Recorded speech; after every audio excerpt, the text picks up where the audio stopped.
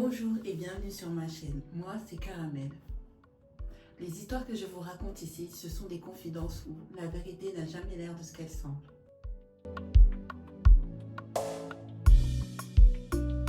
Bienvenue dans le deuxième épisode de la Storytime Et si ma mère me mentait depuis toujours. Si vous n'avez pas encore regardé le premier épisode, je vous invite à cliquer sur le i qui va s'afficher. Dans le premier épisode, je vous racontais comment j'ai grandi avec ma mère et ma sœur Maïssa, mon modèle, que j'ai malheureusement perdu. Aujourd'hui, je vais vous révéler ce que j'ai découvert dans la boîte en l'ouvrant. D'ailleurs, ce que j'ai appris a changé ma vie. Sans plus tarder, continuons la story. C'était un jour, un après-midi, en rangeant la chambre de ma mère que j'ai découvert cette boîte, que j'ai ouvert et j'y ai trouvé une photo avec ma grande sœur Maïssa, enceinte. Oui, elle était enceinte. Et derrière cette photo, y était inscrit un nom ainsi qu'une date. Et dans la boîte, j'y ai aussi trouvé une lettre. Sur le coup, j'ai pas osé lire la lettre parce que il y avait un trop plein d'informations. Je n'ai jamais su que ma sœur était déjà tombée enceinte.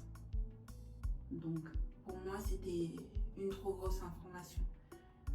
J'ai refermé la boîte et je l'ai prise avec moi, je l'ai cachée dans un coin dans ma chambre. Mais plus les jours passaient et plus je n'arrêtais pas de me poser des questions. Notamment une question qui me taraudait l'esprit. Je me demandais, mais et si depuis le début, on m'avait menti? Si depuis le début, ce que je croyais n'était qu'une illusion en fait. À force d'y penser, je me suis dit, et si mes réponses se trouvaient dans la lettre que je n'ai pas osé lire? Puis, je me suis ressaisie et je me suis dit, non, c'est impossible que je puisse penser ça. Il n'y a rien qui me permet de croire ça. Un après-midi, en revenant de l'école, je me suis donc posée sur mon lit avec cette boîte que j'avais trouvée et je me suis mise à dévorer la lettre.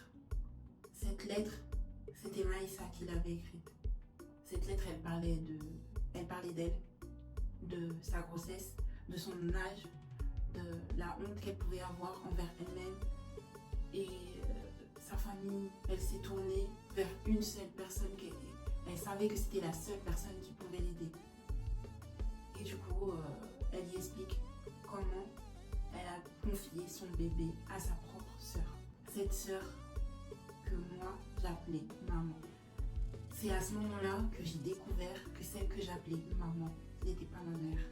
J'ai tout compris. Sa grande sœur avait pris sur elle de garder ce lourd secret, car elle ne voulait pas que Maïssa gâche sa vie. Elle voulait qu'elle continue ses études et qu'elle ait une bonne situation.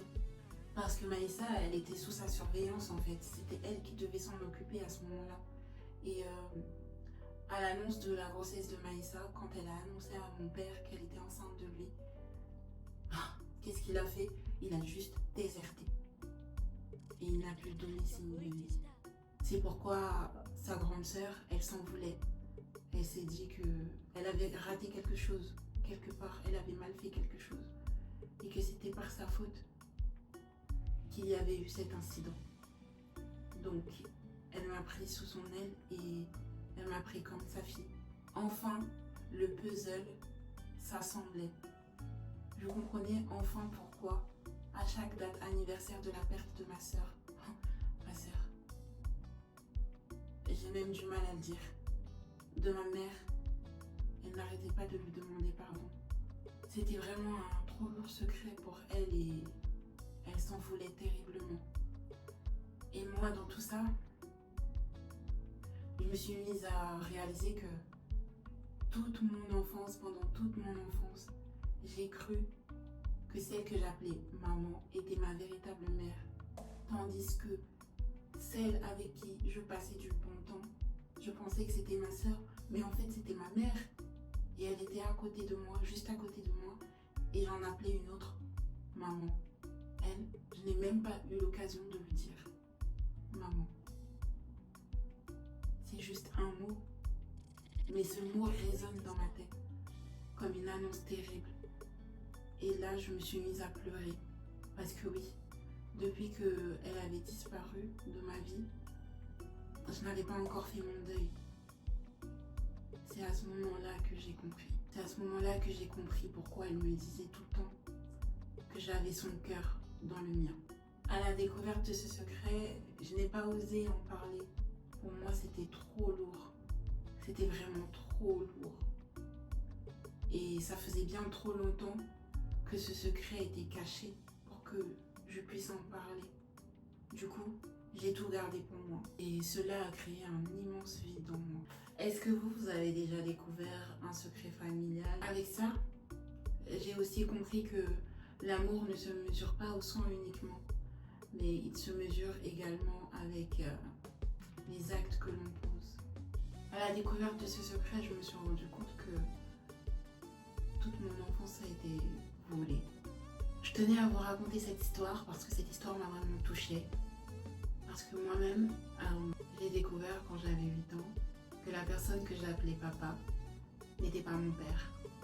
Enfin, du moins, c'était pas mon père biologique.